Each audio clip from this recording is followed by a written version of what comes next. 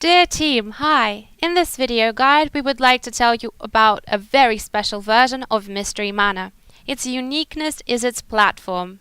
Mystery Manor Hidden Object, also known as Mystery Manor Puzzle Rush, or MMPR for short, is played in Facebook Messenger. It is the youngest project in the Mystery Manor family, released in the beginning of 2018. The game has been rated suitable for ages 3 and over, and is currently being localized into English, French, German, Spanish, Brazilian Portuguese, and Japanese. If you're not familiar with Mystery Manor, we suggest that you watch the video guide for Mystery Manor X-Gen first, and then return to this video here. Because basically, plot-wise, MMPR is the same as Mystery Manor, only simpler, with fewer NPCs and unique game mechanics since it's played in the Messenger app. What is also different in this version are the mechanics of battling bosses. Bosses have locations ascribed to them, and to defeat a boss, the player must earn a certain amount of points investigating the boss's room. The hidden object game part, which you might remember we refer to as HOG for short, is the same. The player searches for a number of items in a location, recognizing them by name or outline. The time is limited and various modes may be applied in the room, making the search more difficult. This version has particularly many modes referred to as phenomena. For investigating a room, the player gets special items called artifacts, as well as coins and creature cards. Now, creature cards are also something specific to this version of the game. The player finds and collects cards with creatures on them, snatch-ins, animals, monsters, and so on. Upon finding a sufficient amount of creatures cards, the player can invite the creature into their team. All creatures have unique abilities that they bring to the table when invited. For example, some snatch-ins can provide additional investigation time or additional hints or more coins. With each new level, the creature's abilities grow. Instead of collections we're all used to, in this game the artifacts are gathered as ingredients in what we call recipes. Upon collecting 4 artifacts, the player can create the 5th out of them, and it's usually an item required to battle a boss or to unlock a location. As this is a game played in the Messenger app, interplayer activity is a big part of it. For instance, players are actively encouraged to trade artifacts and creature cards with other players to compete in contests.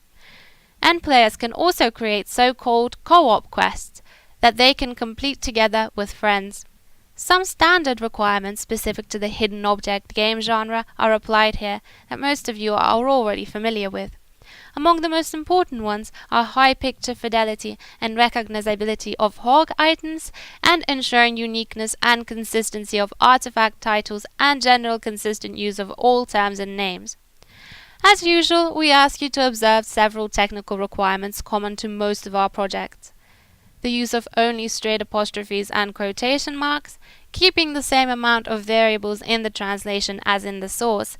As for the order of variables, MMPR is the only project in the family that allows for it to be different in the translation from the one in the source, but you must remember that this is an exception. Being attentive to the limits and contacting managers whenever you encounter a limit you can't fit the translation in.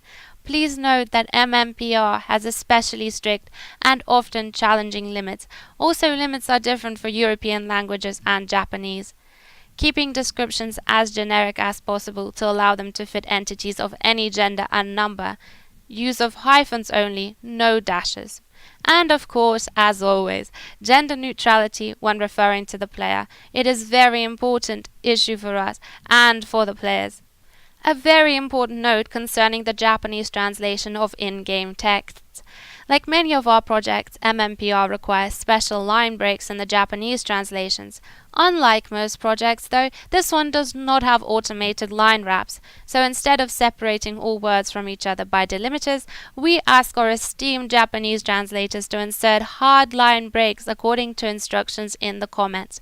The comments provide information on how many symbols per line and how many lines are allowed for this or that string. So please follow the comments and use the standard memo queue line break tag. We make sure the sample of such tag is always inserted in the target section of the first segment in every memo queue task. But should we forget to leave one there for your convenience, please do not hesitate to contact us, and we'll provide you with the sample break tag right away. Thank you in advance. Well, that's about it. We hope that this has been helpful, and we're glad you're now acquainted with our newest game format.